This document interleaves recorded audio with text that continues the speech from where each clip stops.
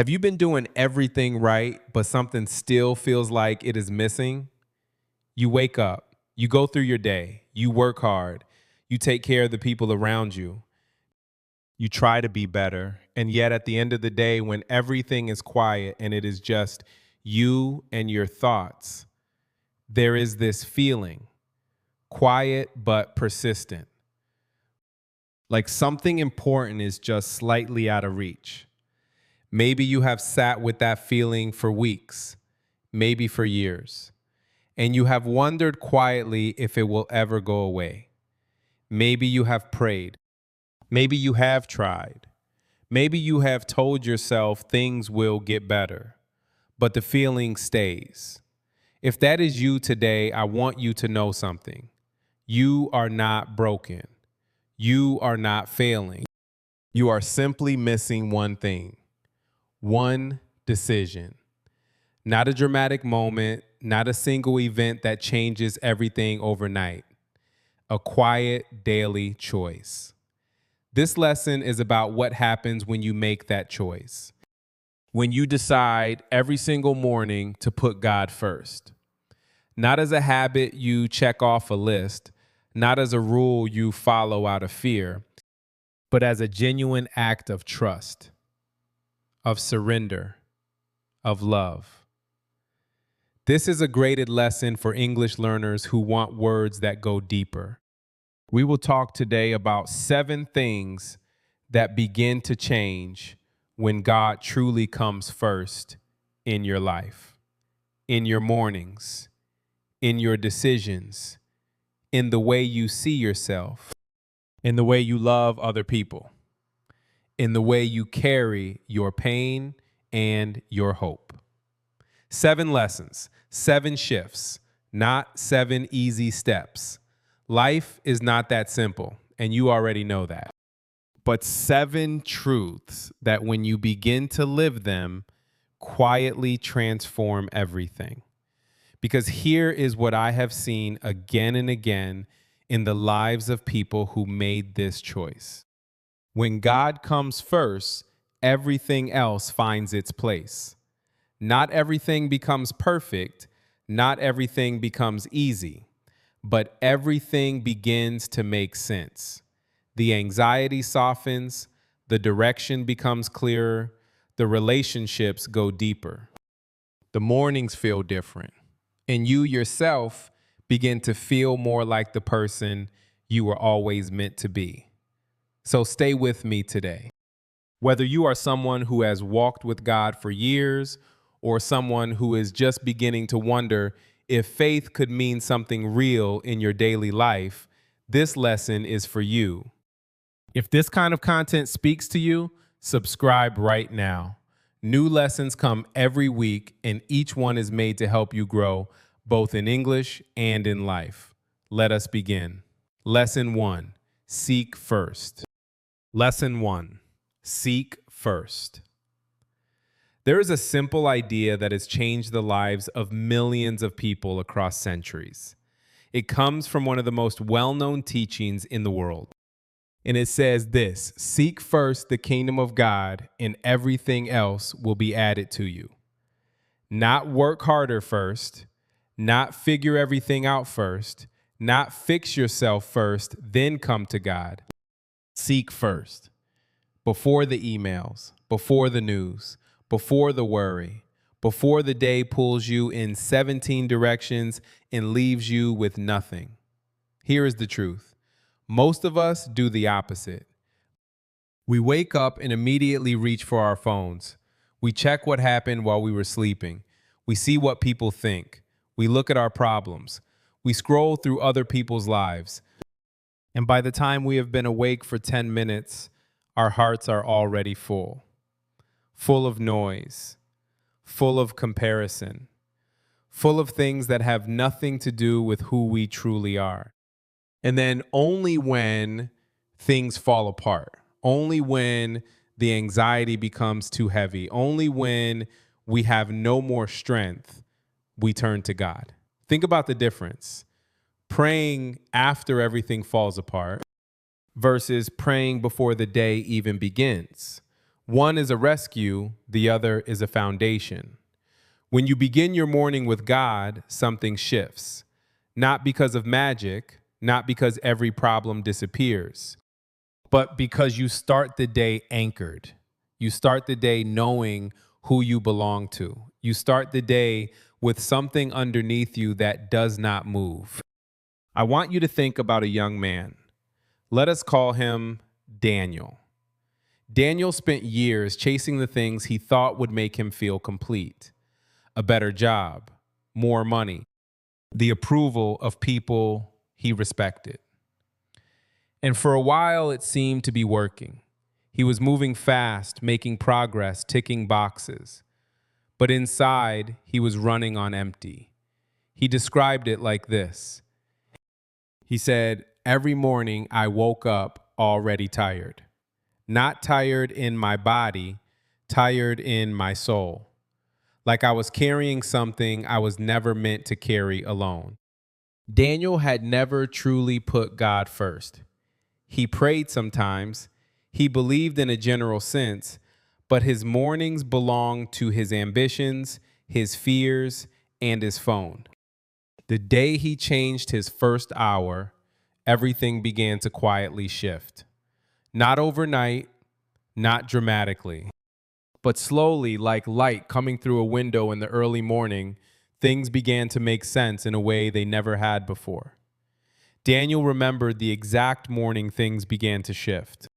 Not because something dramatic happened, but because for the first time in a long time, he did not reach for his phone first. He reached for something quieter. And in that quiet, something answered. Because here is what most people spend their whole lives learning. What you seek with your whole heart has a way of finding you back. When you seek God first, you do not lose your ambitions. You do not give up on your goals. You simply place them in hands that are larger than yours. And from that place, you move differently, with more clarity, with more peace, with more of yourself intact. Seek first. Everything else follows. Lesson 2, peace that makes no sense. Lesson 2, peace that makes no sense. Let me ask you something personal. When was the last time you woke up at 3 in the morning with your mind already racing? You know that feeling. It is dark and quiet everywhere except inside your head. The bills, the relationship that feels uncertain, the decision you cannot make, the thing you said that you wish you could take back, the future that feels too large and too unclear. You know what that hour feels like. The house is dark, everyone else is sleeping, and you are the only one awake with something that has no solution yet. There is a particular kind of loneliness in that moment that is very hard to describe to someone who has not felt it. And you lie there, alone with it, turning it over and over, as if thinking about it one more time will somehow solve it. Most people carry their burdens all the way through the night, all the way through the morning, all the way through the day, alone, quietly, hoping that eventually something will shift. But nothing shifts because the weight never leaves. Stay with me. There is a teaching that is thousands of years old, and it says something that still feels almost impossible to believe. It says, "Do not be anxious about anything. Instead, in every situation, bring it to God with prayer and with gratitude. And then the peace that is beyond all understanding will guard your heart and your mind. Do not be anxious about anything. Not some things, not the small things, anything." That sounds like an impossible standard until you meet someone who actually lives it. There was an elderly woman in a hospital. She had been diagnosed with a serious illness. She was alone in her room most of the time. By every measure, she had every reason to be afraid, every reason to be angry, every reason to feel that life had been unfair to her, because in many ways it had been. But the nurses who worked on her floor said something unusual. They said that whenever they walked into a room, something felt different, quieter, calmer, like the room itself had a different temperature. She was not pretending everything was fine. She was not performing happiness. When you asked her how she felt, she would tell you the truth. She would say, "I am afraid sometimes. I do not know what comes next. But every morning I give it to God, and somehow I find that I can breathe again." She was not carrying her fear alone. Every morning she laid it down. She was not a perfect person. She never claimed to be. But she had learned something that many people spend a lifetime searching for. That peace is not found at the end of the storm. It is found in the middle of it, when you stop trying to control the wind. And the peace that came to her was not logical. It was not the result of good news or solved problems. It was something underneath all of that, something that the world could not explain and could not take away. That is the peace that God offers. Not the absence of difficulty, not a life without pain, but a deep, quiet steadiness that holds you even when everything around you is uncertain. Carrying your burdens alone versus laying them down every morning. One leads to exhaustion. The other leads to something the world has no proper word for. When you bring it to God before you bring it to people, the peace that follows makes no sense to the world. And maybe that is exactly the point. Lesson 3.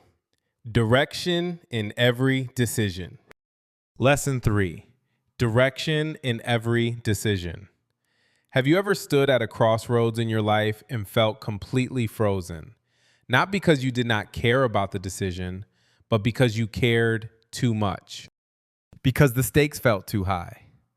Because every path you considered had risks you could not fully see. And choosing wrong felt like something you could not come back from. Maybe it was a career, a relationship, a city, a dream you were not sure you were brave enough to follow.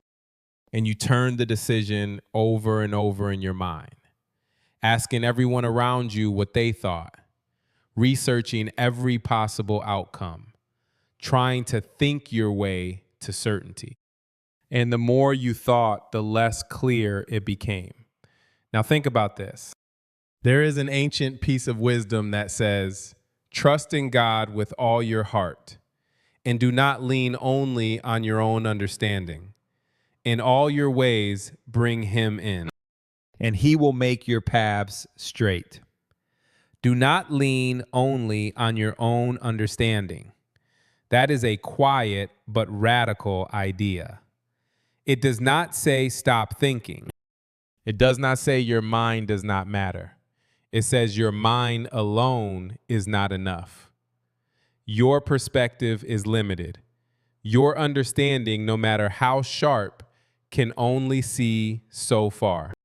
But when you bring God into your decisions, not as a last resort, not after you have already decided, but at the very beginning, something changes. The fog does not always lift instantly. The answer does not always arrive in a clear voice. Sometimes the clarity comes slowly. Sometimes it comes in a conversation you did not expect. Sometimes it comes at the end of a long walk, or in the middle of a sleepless night, or in a moment so quiet and ordinary that you almost miss it. But it comes. But there is a settling, a quiet sense that you are not navigating this alone. This is what some people call surrender, and most people misunderstand what that word means. Surrender does not mean weakness. Surrender does not mean giving up on your dreams. Surrender does not mean sitting still and doing nothing while you wait for a miracle. Surrender means choosing to trust something larger than yourself. It means saying, I will do the work. I will make the effort. I will show up with everything I have, and I will hold the outcome in open hands rather than clenched fists. That is not weakness. That is perhaps the most courageous thing a person can do. Think about the difference between someone who makes every decision from a place of fear and control, gripping tightly to every outcome, exhausted by the pressure of being right, and someone who moves forward with intention and faith together, who does the work and trusts the result, who acts with confidence but without the crushing weight of needing to control what they cannot control. The second person is not passive, they are free. When you put God first in your decisions, you do not stop deciding. You simply stop deciding alone. And that changes everything about how you move, how you choose, how you recover when things do not go the way you planned. He will not force your path, but when you invite him in, the fog begins to lift. And slowly, step by step, the direction becomes clear. Lesson 4, identity rooted in God. Lesson 4, identity rooted in God. Tell me if this sounds familiar.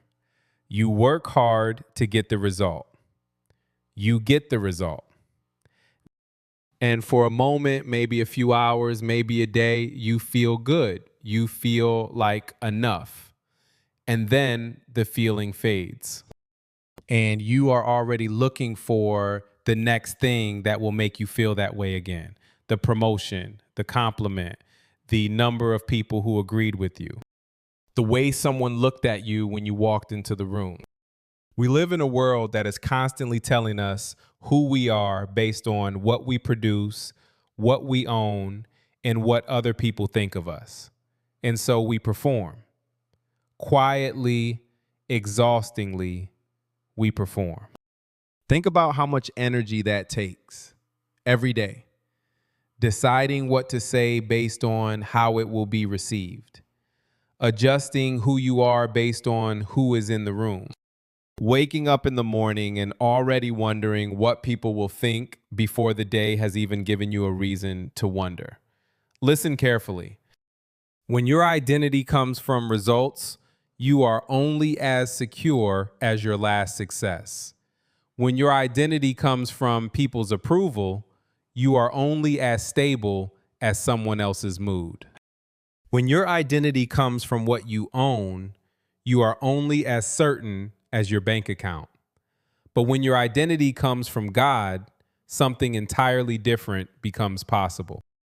You become someone who knows who they are before the day even begins, before the results come in, before anyone has said a single word about your work or your worth. You wake up already knowing, I am known, I am loved, I am here for a reason. And that does not change based on what happens today. That is not arrogance. That is the deepest kind of peace. I want to tell you about a man named Nick Vujicic. Nick was born without arms and without legs. From the time he was a child, he faced cruelty and confusion and a question that felt unanswerable. Why? Why was he born this way? What could his life possibly mean? As a young boy, Nick came close to giving up entirely. The pain was real. The isolation was real. The feeling that he did not belong in the world was real. But Nick made a decision. He decided to root his identity not in what his body could or could not do, but in who God said he was. Chosen, purposeful, loved, worthy of a life that mattered. Today, Nick Vujicic has spoken to millions of people in more than 60 countries. He has a family. He has a life overflowing with meaning. Not because his circumstances became easy, they did not, but because he stopped letting his circumstances define him. He once said something that is very simple and very true. He said that when you cannot find a reason to be happy in yourself, you find it in something greater than yourself. That is identity anchoring. Rooting yourself in something that does not move when the world shakes. And when you put God first, when you begin each day in that relationship, in that truth, the need to perform for the world begins to quietly lose its power over you. You stop chasing approval, not because you stop caring about people, but because you are no longer empty in the place where their approval used to live. You stop performing for the world when you already know who you are. If this lesson is speaking to something real in your life, subscribe right now. Every week, there is a new lesson made for English learners who want words that mean something. This community is growing, and I want you to be part of it. Now let us keep going. Lesson 5, Relationships Transformed. Lesson 5, Relationships Transformed. Think about someone in your life who is difficult to love. Maybe it is a family member who has hurt you in a way that still sits quietly in your chest when you think about them. Maybe it is a friend who disappeared when you needed them most. Maybe it is someone you once trusted completely, and then they made a choice that changed everything between you.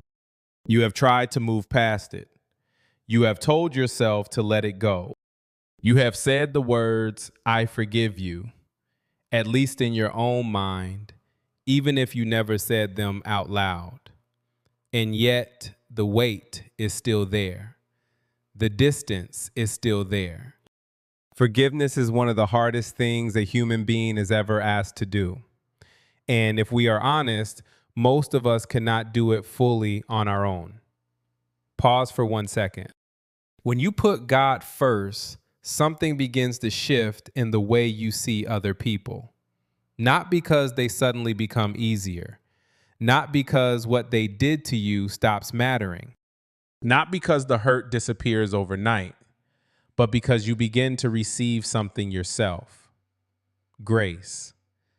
The experience of being loved even when you did not deserve it. The experience of being forgiven for your own failures, your own words said in anger, your own moments of selfishness and fear. And when you truly receive that, when you sit with it long enough to let it go all the way down, you begin to find that you have something to give that you did not have before. There was a woman, let us call her Grace, who had spent years in a marriage that slowly fell apart. The relationship became cold, the communication stopped. Small resentments built into walls that neither of them knew how to take down. Eventually, she found herself in a place of deep loneliness, even sitting in the same room as the person she had promised to love. Grace began quietly to put God first. Not as a way to fix her marriage. She was not even sure the marriage could be fixed. She began simply because she had nothing left and she needed somewhere to bring the weight. But as the months passed, something changed in her. She began to see her husband not only as someone who had disappointed her, but as someone who was also broken, also afraid, also carrying things he did not know how to say. She began to love him differently, not perfectly, not without pain, but with a patience and a gentleness that had not been there before. The walls came down, slowly, imperfectly, but they came down. And she did not do it because she was strong. She did it because she had been filled, because she had sat morning after morning in the presence of someone who loved her without condition. And that love became the source of the love she gave. Grace said something simple about that time in her life. She said, "I could not love him better until I let God love me first." You cannot give grace you have not first received. That is the quiet revolution that happens in your relationships when God comes first. You stop measuring what you give against what you receive, and you begin to love the way you yourself have been loved. Lesson 6: Purpose replaces anxiety. Lesson 6: Purpose replaces anxiety. Tell me if this has ever happened to you. You pick up your phone, you open an app, and within 30 seconds, you are looking at someone else's life, their success, their holiday, their perfect family photograph, their announcement, their achievement. And something quiet and uncomfortable moves through you. Not quite jealousy, not quite sadness, something in between. A feeling that says, why not me? Am I behind? Have I missed something? Is everyone else moving forward while I am standing still? You have been there. The scroll that starts as 5 minutes and becomes 40. The photograph that makes you feel behind in a race you did not even choose to enter. The announcement that should make you happy for someone else, but instead makes you quietly question everything about your own direction. That feeling has a name. It is comparison. And in the world we live in today, it is almost impossible to escape. But here is what most people miss. Comparison is not just an emotional problem. It is a spiritual one. It grows most powerfully in a life that does not yet know its own purpose. When you do not know why you are here, when you do not have a sense of the unique thing you were made to contribute, you naturally measure yourself against everyone around you. Because without your own direction, other people's direction becomes your reference point. And that is an exhausting way to live. C.S. Lewis was one of the greatest thinkers of the 20th century. He spent the first part of his life as an atheist, a man who believed deeply in logic and reason and had very little patience for faith. But something shifted. Slowly, through years of honest questioning, through conversations and books and long walks and a refusal to stop asking hard questions, he came to faith. Not easily, not quickly, but genuinely. And what he found on the other side was not what he expected. He did not find a set of rules that restricted his thinking. He found a source, a foundation, something underneath all the searching that gave his intellect, his creativity, and his life a direction that I've been missing. He described joy not as a feeling that came and went, but as a signpost, something that pointed him toward the source of all joy itself. Lewis did not find peace by solving every question. He found it by surrendering to something larger than his questions. He kept asking, he kept searching, and the search itself led him somewhere. That is worth remembering for anyone who is still in the middle of their own questions. Think about the difference between a life built on shifting sand and a life built on solid ground. One is constantly adjusting, constantly threatened, constantly anxious when the wind changes. The other moves and bends with difficulty, yes, but does not fall, because what is underneath does not move. Purpose does not mean your life becomes simple. Purpose does not mean your path becomes straight and easy. Purpose does not mean the anxiety disappears completely on the first day you choose faith. But purpose means you have an answer to the question that anxiety always asks. The question is, does any of this matter? And the answer, when God is your foundation, is always yes. When God comes first, everything else finds its place, including you, including the unique, unrepeatable reason you are alive on this particular day, in this particular life, with these particular gifts and wounds and questions. When you know why you were made, you stop competing with everyone else. Lesson 7, the 1,000 quiet mornings. Lesson 7, the 1,000 quiet mornings. We have talked about seeking first, about peace, about direction, about identity and relationships and purpose. And maybe you are sitting with all of this and thinking, yes, I understand. I believe it, but how do I actually live it? How does this become real in my daily life and not just something beautiful that I heard once and then forgot? The answer is simpler than you might think and harder than you might hope. It is the morning, not a single morning, not one powerful moment of decision that changes everything forever. Not a retreat, not a crisis, not a dramatic turning point. A morning, then another morning, then another. When you build a life where God comes first, you build it the way anything real is built. Quietly, consistently, in the ordinary moments before the world wakes up and begins demanding things from you. Tim Tebow is someone many people know for his football career. But those who have followed his life more closely know that what defines him is not what he achieved on a field. It is how he begins each day.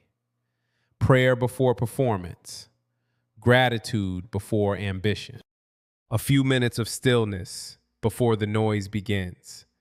Year after year, whether the season was going well or falling apart, whether the world was celebrating him or criticizing him, the foundation stayed the same. He has spoken many times about the fact that his peace does not come from his results. It comes from something he returns to every single morning before the results even exist. That is the practice. That is the secret that is not really a secret at all. Let me say it again. It is not one big moment. It is 1,000 quiet mornings. 1,000 mornings of choosing before you check your phone to spend 5 minutes in prayer. 1,000 mornings of writing down one thing you are grateful for, even on the days when gratitude feels like a discipline rather than a feeling. 1,000 mornings of reading one verse, one sentence, one truth that reminds you who you are and who walks with you. None of those mornings will feel dramatic. Most of them will feel ordinary. Some of them will feel like nothing is happening at all. Some mornings you will not feel anything at all. You will sit in the quiet and wonder if any of it is reaching anywhere. That is normal. That is part of it. The feelings are not the foundation. The practice is the foundation. And the foundation holds even on the mornings when you cannot feel it holding. But something is happening underneath the surface in the deep places where lasting change is actually made.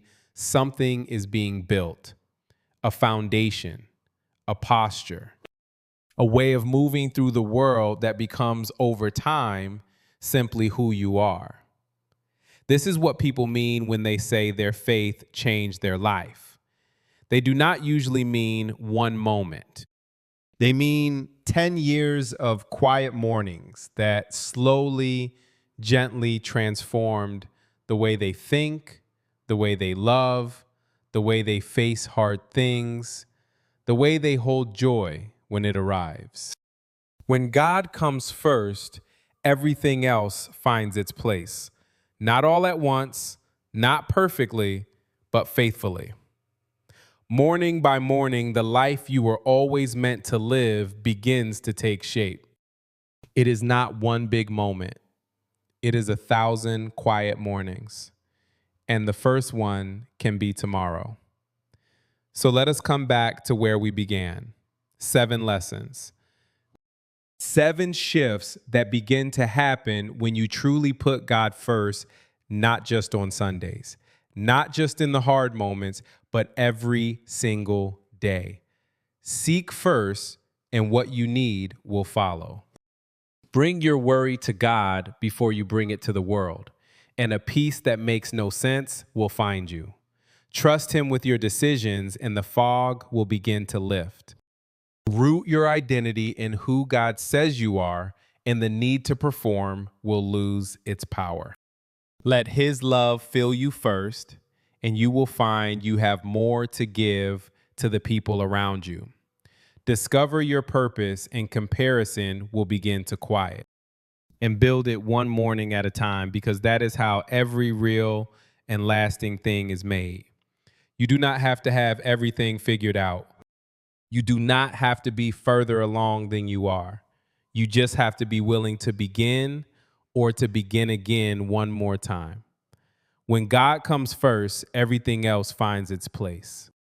You were not made to carry all of this alone. You were made to walk with the one who made you.